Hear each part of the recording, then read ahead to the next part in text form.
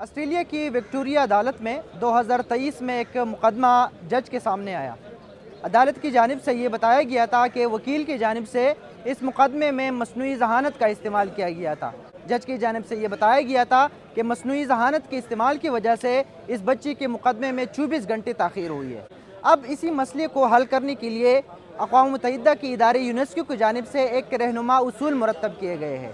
یہ guide lines یہ بتاتی ہے کہ مقدموں میں وکلاء کی جانب سے یا ججز کی جانب سے مصنوعی ذہانت استعمال کرنے کی اجازت ہے۔ اسی طرح اس میں یہ بھی بتایا گیا ہے کہ جو ورڈکٹ اور فیصلوں کی ڈرافٹنگ ہے، اس میں اگر گرامر یا سپیلنگ کی کوئی غلطیاں ہے، ساتھ میں اس میں مختلف جو آسان الفاظ میں مقدمات کو بنانے کے لیے مصنوعی ذہانت کے استعمال کی اجازت گائیڈ لائنز میں دی گئی ہے، جو جج کی جانب سے یا وکلاء کی جانب سے جس میں مصنوعی ذہانت کا استعمال کیا گیا ہے، وہ باقاعدہ طور پر ورڈکٹ میں لکھا جائے گا کہ یہ الفاظ یا یہ پیراگراف جو ہے یا یہ حصہ یہ مصنوعی ذہانت سے تیار کیا گیا ہے۔ اس گائیڈ لائنز میں یہ بھی بتایا گیا ہے کہ مصنوعی ذہانت کے استعمال میں کسی بھی ملزم یا مجرم کی جو انسانی حقوق ہے یا اس کی جو پرائیویٹ ڈیٹا ہے یا جو ان کی انفارمیشن ہے وہ خفیہ رکھی جائے گی۔ ماہرین سے اپنے بات کی ہے کہ پاکستانی عدالتوں میں مصنوعی ذہانت کا استعمال کیا اب اس زمانے میں ہو رہا ہے۔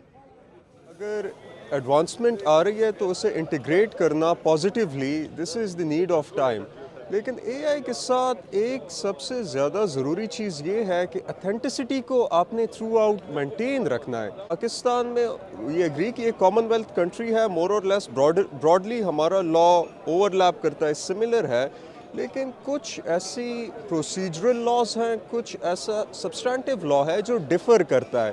اب اے آئی اس سے ڈسٹنگوش اس طرح پریسائزلی نہیں کر پاتا، تو وہ آپ کو بعضوں کا جو کنکلوژن دیتا ہے تو وہ یہاں پہ ویلڈ ہی نہیں ہوتا۔ نہ صرف ایکسپیڈائٹ ہوگا پروسیس، بلکہ اس سے آپ جو سملر کیسز ہوتے ہیں یا جن میں ایک بار ایک ججمنٹ یا پریسیڈنس بن جاتا ہے اور سملر میٹرز آتے ہیں تو وہ بھی بہت ہی کم سپین میں ریزالو پھر ہو سکتے ہیں if we integrate AI۔